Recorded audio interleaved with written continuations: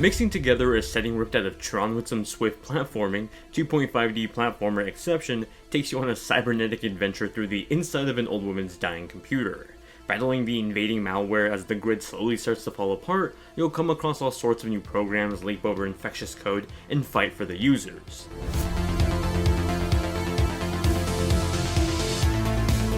Booting up Exception, I was surprised to see that this wasn't just a collection of quick levels for the sake of nostalgic NES-based platforming. Underneath the gameplay was the story of an old grandmother who ignorantly installed malware on her computer. In her defense, she loves free things.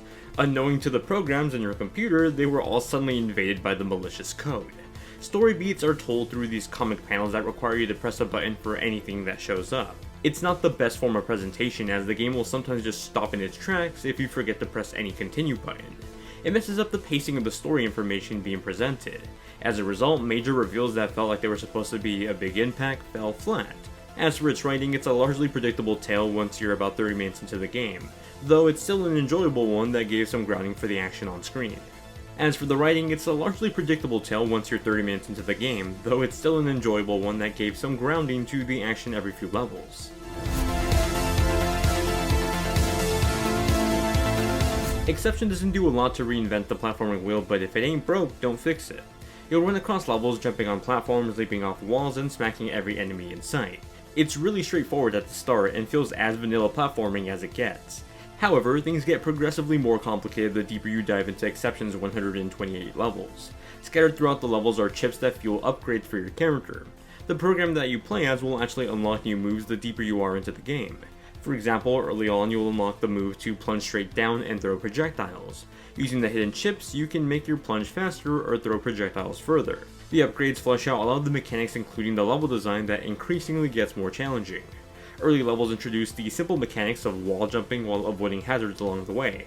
Later levels throw a wrench into it all, adding bounce pads and moving platforms that quickly react to your own movements. I was afraid that Exception would keep things simple based on my early playtimes, but I was pleasantly surprised by the more complex level designs of later levels. In between these levels were boss fights that definitely changed up the pace of things, but were a little on the easier side than I would have liked. They do become more challenging towards the end of the game though. My favorites were bosses that completely changed the layout of levels, not being just a larger enemy. One section, for example, had me forcefully running at a faster pace as I ran away from a giant malicious program. It kept me on my toes and it made that specific level much more of a thrill.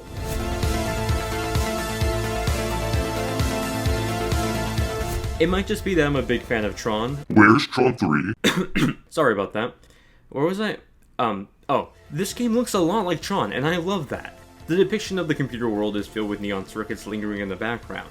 At the foreground are these thread patterns that twist and turn between 2D and 3D as you continue on through levels. The simplicity of the backgrounds is juxtaposed with these moving platforms that create a fireworks show of particles. One great touch is the use of a pixelation effect whenever you get hurt.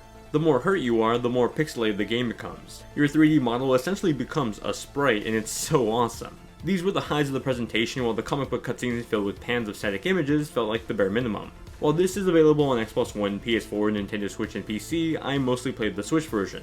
It ran at 900p dock and 720p in handheld mode. Framerate ran at a target 30 frames per second, although there were a few moments where the framerate would dip, usually at the start of a large 2D to 3D transition. While noticeable, I didn't feel like it took away from the actual game too much. I didn't have any moments where the performance had ruined a playthrough of a level. However, for a solid 1080p 60 performance, you're better off playing this game on another platform. The benefit with the Switch is just playing on the go, and luckily Exception does translate well as a handheld game. Its pick up and play nature makes it a solid choice for quick games on the go or speedrun attempts.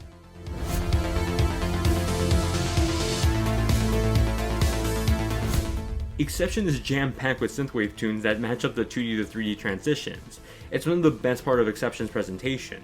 The soundtrack is a collection of relaxing jams to listen to as the neon visuals overtake the screen. Every action also seems to have a bit of sound attached to it. The footsteps of the main character, sparks coming from the wall jumps, and the explosions all spark some audible feedback. Sadly, there isn't any good use of HD rumble or regular rumble for that matter.